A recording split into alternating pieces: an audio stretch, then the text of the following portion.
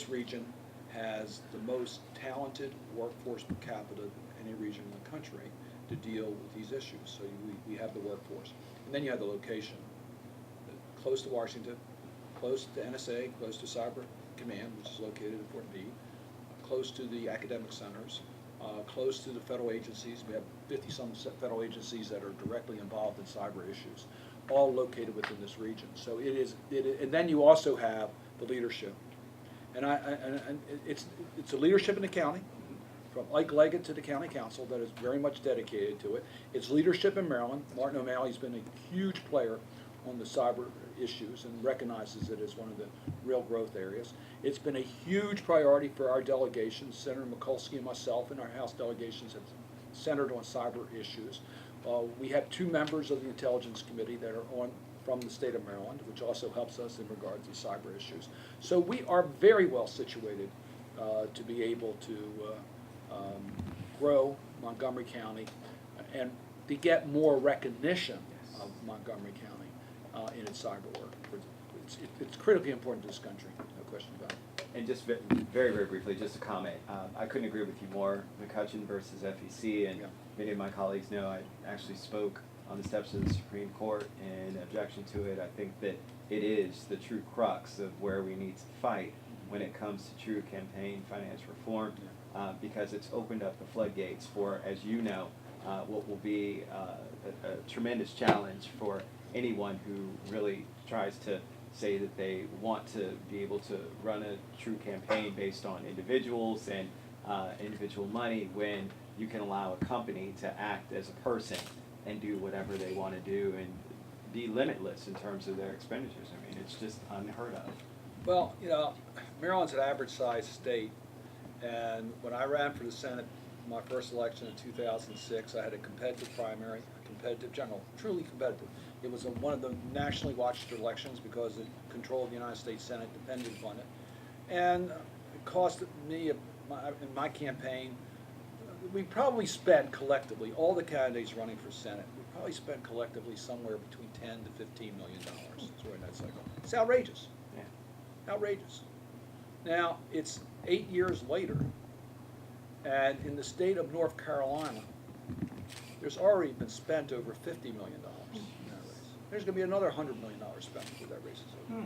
We're talking about over, I mean, it's gotten, now think 10 years from now if we don't do something about it. That's right. Where are we going to be? That's right. The state of Alaska, they're spending more per voter in the state of Alaska. I mean, it's unbelievable how much money is going to be spent in Alaska. Well in excess of what was spent in my state. I mean, it'll be easily $20, $30 million. One contributor just announced this weekend that he will invest $100 million, one person, $100 million in just Senate races. Just Senate races. He's going to put $100 million in. That's one person. This system is badly broken. Badly broken. Councilmember Ledfeld. Great to have you here.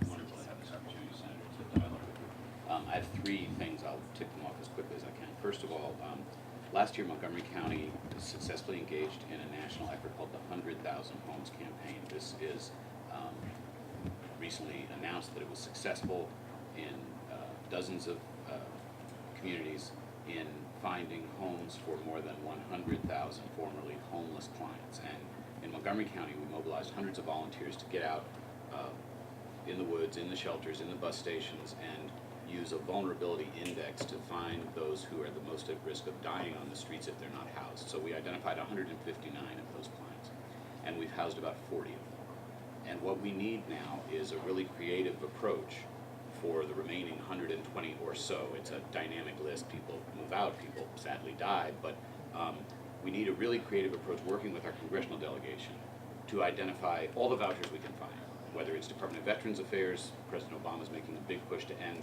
homelessness among veterans, whether it's housing choice vouchers through HUD, any other source of support that we can get. Some of it is frankly just subject to political pressure. We've had help in the past from our congressional delegation just picking up the phone and calling Department of Veterans Affairs that at the end of the year they had vouchers they hadn't awarded yet, and we were able to get some for Montgomery County. So if there's a member of your staff that we can continue to work with on this, we just need to put our heads together and identify we don't have problem finding the apartments. We've got good relations with landlords. We just need the income. We need the vouchers. So we need engagement from our congressional delegation on that. The second thing I want to raise with you is that we're working now on the White Oak Science Gateway Master Plan. You're familiar with it. And there's a lot of concern if we're successful, which we hope we will be, and we're able to generate a new science industry center and jobs and some housing to go with it, there's a traffic concern. And it would help a great deal if we could build a new road across the FDA campus to assist employees both there and at the new private development, a new way of egress to New Hampshire Avenue. So we're developing language that will be in the plan. Maybe it's a vain hope, but we will be asking FDA if they will consent to an additional road across their campus. When the language is available, we'll share it with your office, but Is that a money issue or just? it's a homeland security issue. But Yes. who's going to pay for the road? We can discuss that. I mean, But you want federal partnership as part of it? we would want I the just federal wanna make sure it's partnership. not I mean, just it'll assist federal employees, but Gotcha, okay. we could get some commitment from the developer to help pay for it. I mean, Okay. there's a wide range of Creative- ways in creative. which we could pay for it. But the point is, FDA, once they're in, Right. they've built gates around their campus, and only employees can get access to it. And there's ways to secure it, Right. but they haven't been engaged in that conversation, and a little help from our congressional delegation would matter there. Okay.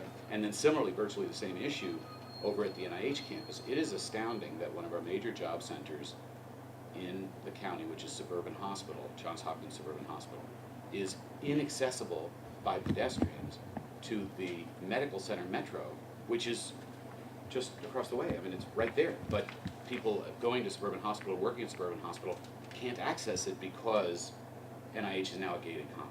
And if there were some way to permit pedestrian access safely and securely, as the crow flies, from Suburban Hospital to Medical Center Metro, it would provide a whole new opportunity for people. And even getting to downtown Bethesda, it would really free up one of the most congested areas in the county, but it requires a creative discussion with NIH in the post 9/11 environment about how can you enable pedestrian access in a compact area that you can utilize this massive investment we've made in our metro system. So if we could just work with members of your staff on each of these issues, some help from your office would be really Absolutely. important. All three will be glad to work with you. On the housing issues, you all know Ken Reichert, he's somewhere around.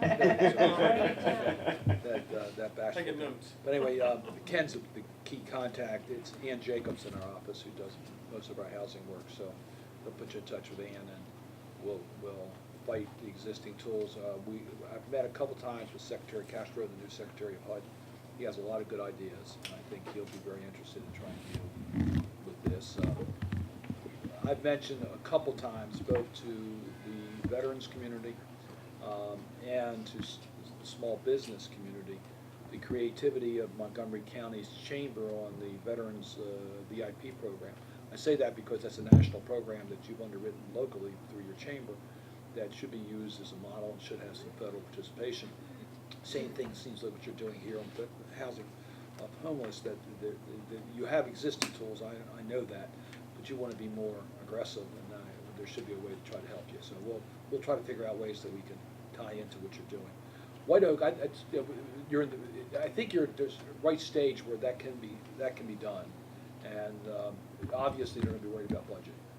I think it's going to be more of a budget issue to them. It's going to be security or worrying about the niceties. I think they understand the access problems, but they're going to be worried about budget issues. NIH is much more complicated.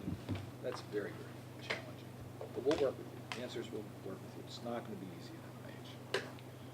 If you knew what we had to go through to get that, those few 10 millions of dollars for roads, if you knew what it was, I'm telling you, it felt like the Israelis and Palestinians. I mean, it was really tough to try to get us together on that. And even passed a bill they didn't listen to. So I mean, it's not easy. But the answer is yes. We will work with you at NIH. You don't have to remind me of the problems we have at that location. I'm there. Ken has me there quite a bit. I think it's just to torture me. So we'll do what we can, and what we'll try to do is actually maybe walk the area, walk from the hospital to the metro, so that people know, people who can make decisions understand the risk factors. Because there are safety issues. It's a real problem. Hey, Councilmember Left? Councilmember Fleury? To follow up, well, first of all, Chris, so we're very pleased to have you here, and it's always, you're very sensible. I appreciate that very much. Just to follow up on the FDA issue, it's really a question of getting the FDA to agree to appropriate way to cross their campus. Yeah, that's the, and that could become a security problem or not? Well, we assume it is. There's also a parks issue. They've got a lot of land that the geese enjoy, but that's about it. And there's also an issue for community access to some sort of parkland area on the other side of the FDA. So the real question is if we can get your and Senator Mikulski's engagement in helping that conversation to evolve. Why don't we do this, because I drive past the area all the time. I'll make sure we have a chance just so I can visualize what you're talking about. 'Cause I'm not as familiar. And the council hasn't finished its Yeah, so deliberations but- on this point, but but in the just- next couple of weeks it will, and we appreciate, our staffs have been dealing with staffs, Yeah. and it's, of course, not working, so this is we're taking it to the, Okay, let us go out there and just see where we're talking about. I mean, you may not have it finalized yet, but at least I'll. We'll arrange a visit with you. Okay. That'd be great. and I did want to follow up on my transportation question earlier, which is the solution really to do this, to reduce the amount of pensions that need to be set aside? This pension smoothing concept, okay. which I'd love the name Okay. of, which would reduce pension saving obligations in the corporate side, and they'd use apparently the increased tax revenue, you'd reduce a reduction, you'd reduce the deductions, so you'd have more tax revenue to transfer to the Transportation Trust Fund, as far as I can tell. Is that, I mean, you gonna do something like that? Is that the deal in the works you see? If it were up to the Senate, Democrats and Republicans in the Senate, we wouldn't do it that way.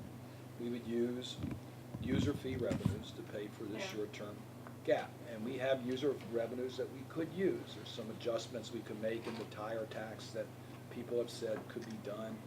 There's some adjustments we can make in the way that we collect some of our fuel taxes, because there's some fuels aren't paying their full share. So there's things we could do that would close a few problems in that regard.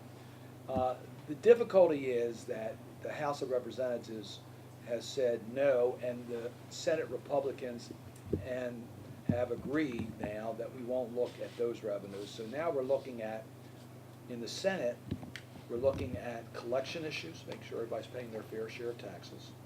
In our bill, we have things like take away passports from people who aren't paying their taxes, and we require a 1099 on mortgage interest to make sure you're paying your mortgage interest fairly, things like that. And then we also use pension smoothing, which is something that needs to be done. It's not a controversial issue. It's not imposing any new revenues. It's recognizing that in tough economic times, in order to keep pension plans going, allow a more traditional spending, pension financing obligations rather than harsh ones. That it won't cause underfunded plans because you can't reach that point, but it just levels out your pension contributions. Therefore, because the market's gone down, you're now underfunded. Rather than have to put all your money in 1 year, you can put it in over a series of years, making it easier for the company to be able to continue their pension plans. But because they're putting less into their pension plans in early years, the timing issue allows you to count that as a revenue gain. Okay, so they're gains. These are smoke mirrors that we use for budgeting, and Marcy did. That seems to be agreeable to Democrats and Republicans in the Senate, but it's not agreeable to Democrats. It's not agreeable to Republicans in the House. Republicans in the House want to use even more smoke and mirrors. They want to use custom fees, which are not collectible until 2025, if I remember correctly. Remember, this money's going to be spent in the next 2 months. They don't collect the new revenue until 2025. That's hard. Yeah, it's hard for me to explain this to you on any rational basis, but that's the debate we're getting into. And my understanding is it's likely the Republicans are going to win this because we got to get 60 votes to overrule what the House has done, and that vote will take place this week. So there's no rationale to what we're doing other than making sure you Getting get, through the week, getting yeah. through the week is exactly right. We should be using user fees and we should be using a new revenue source. And that's what we wanted to start talking about now, being able to pass it by the end of the year, because the politics next year is not gonna be any better than the politics this year. Get it done, make decisions. In November, we are 2 years away from an election. It seems to me we should be able to make those decisions at that time. And a lame duck is probably the best way to do it because, you know, again, a lot of people, this is their last time, they have a legacy issue, they want to get things done, let's get it done. So we're not giving up on that, but our hope would then be to either use, I think the most likely would be using per barrel tax. Good thing about per barrel tax, you not only get domestic use, you get, remember, we do export some oil. That would be on the exported oil also, so we would get some of the taxes on the oil that enters the international market. It also applies to other users of oil, that like manufacturing, and they do use our transportation system, so why shouldn't they pay a little bit of a fee? So it's, we think it's, and you could eliminate totally the retail gasoline tax by doing this. So the retail gasoline tax would slowly be a state tax, not a per gallon tax, be state, would not be federal anymore. Yeah, so that's what we hope to get to. And that's, there are Republicans who support that, there are Democrats who support that. The carbon fee, which is where I think we need to go, makes a lot more sense. It's tough to get the Republicans to go for a carbon fee in this political environment, but I'm not giving up, it's gonna be more difficult. That's some of the negotiations. But it's hard for me to explain to you the budget rules. I mean, the one I find the most outrageous, just to digress for 1 second, college costs are so outrageously expensive today. I mean, it's outrageous. We're really pricing America out of the global market. So one of the things we could do is say, on student loans, we won't charge students any more interest than it costs the government. Wouldn't that be nice? Because we're making money off of student loans today. So our bill to just make it what it cost us gets scored as a cost on the budget scorekeeping because we're making a profit. We're giving away a profit. That's right. Your foregoing revenue you're now getting. Right. That's right. So the Republicans are demanding we have an offset for that. Now hold, let me tell you something. When we do a tax reduction, they don't demand an offset for a tax reduction. Right. But they do for profits we're making off of students. So it's frustrating at times. It does get a little frustrating. Wow. Councilmember Helrich. You're far too rational for your job. I always enjoy listening to you talk. I wish more people were as straightforward as you were about discussing issues, and I wish I had the confidence in other people that I have. I really do enjoy this. I think most people have asked the questions that I'm concerned about. I thought your comments on Central America were really thoughtful. We really ought to do a Marshall Plan. We broke that place. We spent 80 years breaking that place. And it seems that we ought to have some obligation to try to put it back together. And I'd say the same thing about Iraq. We thoroughly broke that place. And to just walk away from it. And I was musing the other day this story about how we would wind up allied with Syria to fight the Sunni extremism thing. How bizarre is all this going to turn out? You must have some good sense of humor to look at all this stuff. And I do have humor. so help us on our transportation fix. I think the road across FDA White Oak is a big deal, and I really don't think it's as much a money issue as much as it is an access issue. If we could talk access, then we'd have the basis for talking about how we pay for it, but no one can seriously engage in that discussion unless we can have a discussion about how, what kind of access do we need and where do we need the access. But it's really important because that facility and the things that people are trying to build around it, it's sort of a stranded area, and it needs another road out of there. So anything you can do, I think, would be amazingly helpful. We'll clearly, I'll try to bring the right people there, just to get, not to make decisions, but to get a better understanding. And as always, I appreciate your coming here. Thank you. And a homecoming of sorts with former congressional staffer and our newest council member, Councilmember Branson. Thank you. I never worked on the Senate side. It was way too rarefied over there for me. You know, the house was a lot more rough and tumble, so that was, you know. But I do appreciate your being here, and I represent the district that is White Oak.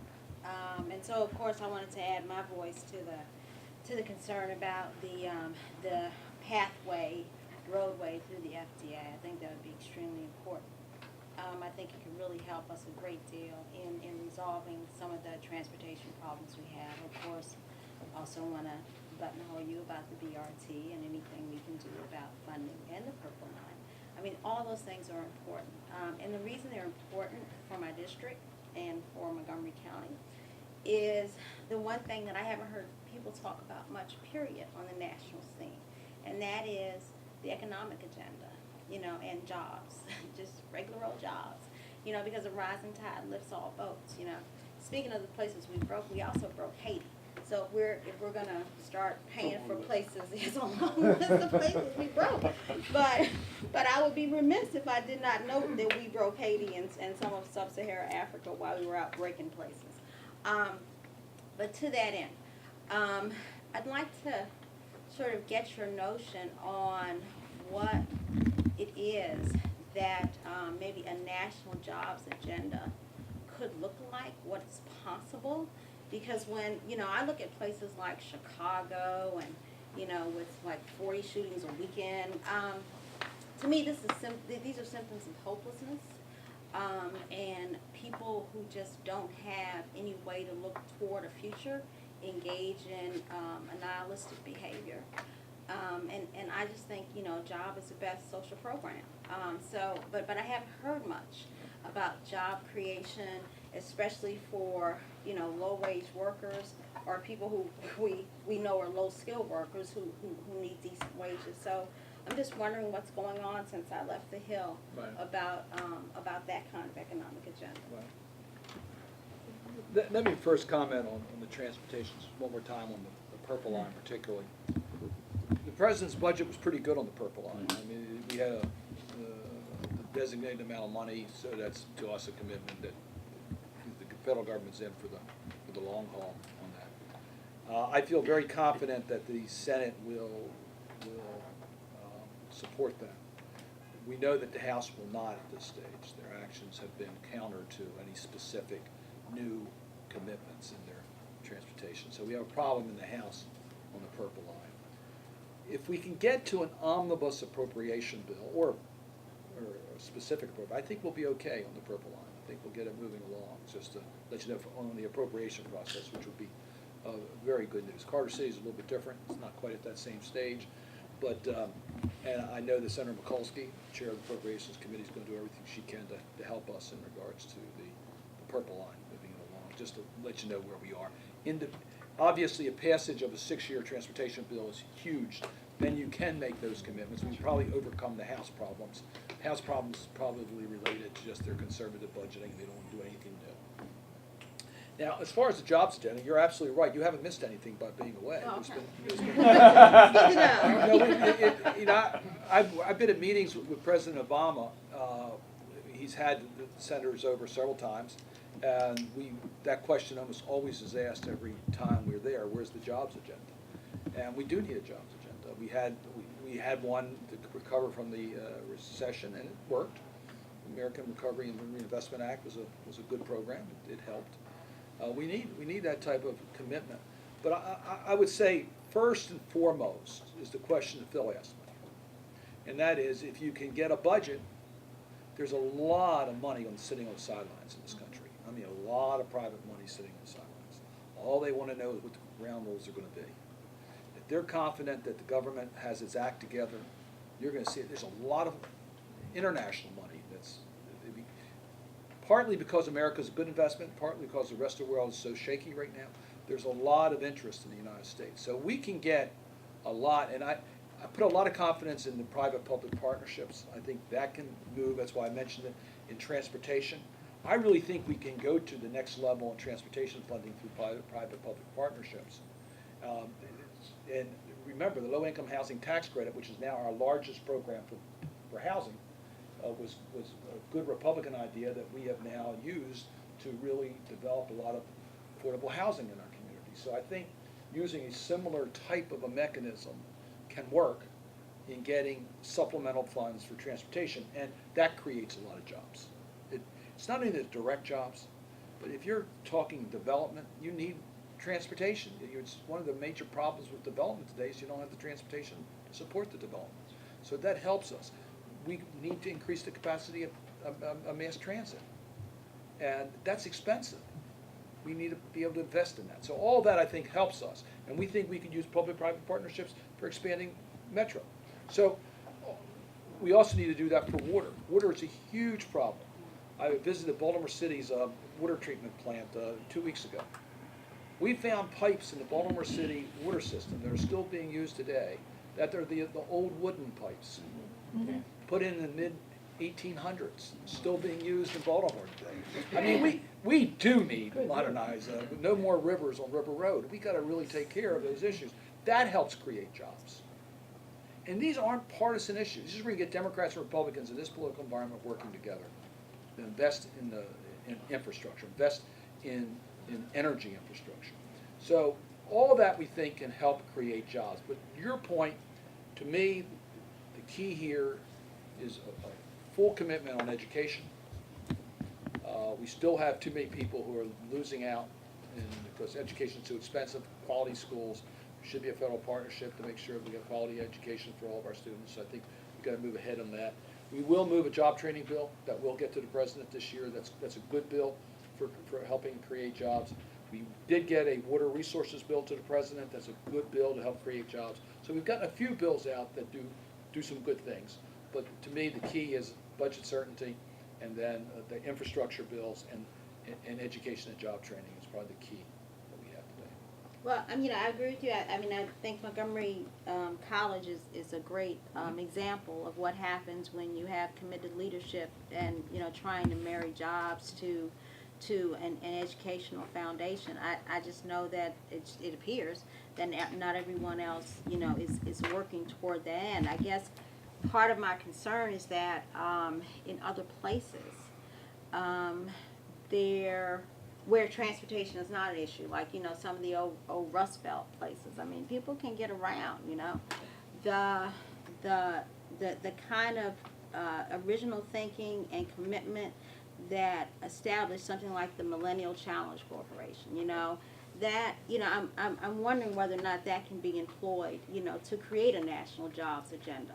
I mean, you're right, those public-private partnerships are the way to go. Old government is not working anymore. It's not going to work. It's not the direction we're going in. So to me, the question becomes, what can new government do to actually create jobs for people? How do you create the marketplace? How do you make those marriages? How do you assure that people have a chance, especially people who may not even know what's out there? Right. Because the school system is a stop, but it shouldn't be the end.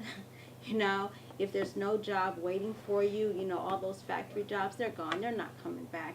And so what are we doing to sort of move people? And that has not only, impact in an urban environment, but also in a whole lot of rural places in America, So, I just hope you can, right after you finish helping us with FDA, and our roadway. It may be part of that. It may be part of that, because if I understand your point and George's point on